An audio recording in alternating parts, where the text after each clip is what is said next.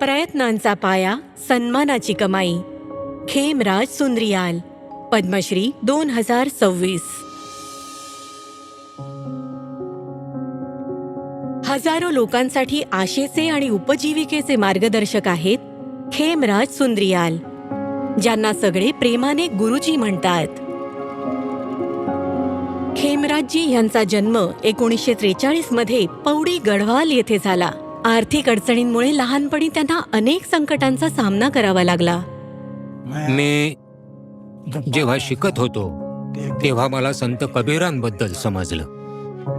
त्यांचं मोठं नाव आहे आणि आम्ही त्यांची अनेक पुस्तकं वाचतो.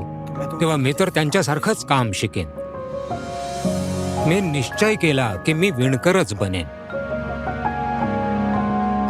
हँडलूम टेक्नॉलॉजीमध्ये डिप्लोमा केल्यानंतर खेमराज सुंद्रियाल यांना कामाच्या शोधात असताना हे लक्षात आलं की रोजगारासाठी त्यांना दिल्लीला जावंच लागेल.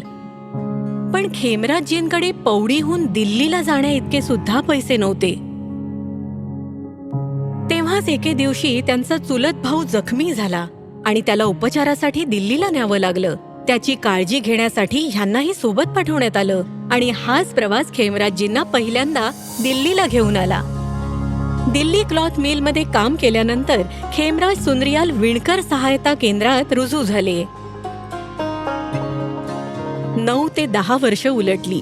काशी येथील विणकर केंद्रात खेमराज यांची भेट टेक्स्टाईल आर्टिस्ट SV निकम यांच्याशी झाली. ह्यांनी त्यांची प्रतिभा ओळखून केंद्रातून परतल्यानंतर कलाकारांसाठी टॅपिस्ट्री करण्याचा सल्ला दिला. त्यांनी मला लूम विकत घेण्यासाठी 175 रुपये दिले. दरम्यान खेमराज सुंद्रियाल विणकर सेवा केंद्राच्या पानिपत शाखेत आले आणि लवकरच देशातील अनेक नामवंत कलाकारांसाठी टॅपिस्ट्री विणू लागले. ज्या मुलाकडे पौडीहून दिल्लीला येण्यासाठी पैसे नव्हते त्याला त्याचं काम परदेशात घेऊन गेलं.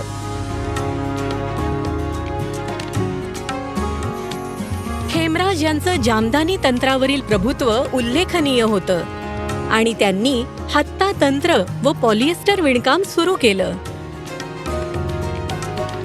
या समर्पणाच्या जोरावर त्यांनी पानिपतची दरी आणि खेस पुन्हा एकदा लोकप्रिय केली. रिटायर झाल्यानंतर खेमराज यांनी विष्णू हँडलूम कोऑपरेटिव्ह सोसायटी सुरू केली, जिथे त्यांनी आस्थागायत 10,000हून अधिक तरुणांना प्रशिक्षण दिलं आहे. भारतातील अनेक नामांकित संस्थांमधील विद्यार्थी देखील खेमराज यांच्याकडून विणकामाची कला शिकायला येतात. या कलेने मला मान, सन्मान आणि ओळख मिळवून दिली. आता तर असं वाटतंय की मी ह्या कलेला नाही, त्या कलेने मला विणलं आहे.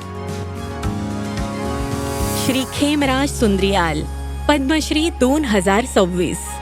कोटी कोटी नमस्कार.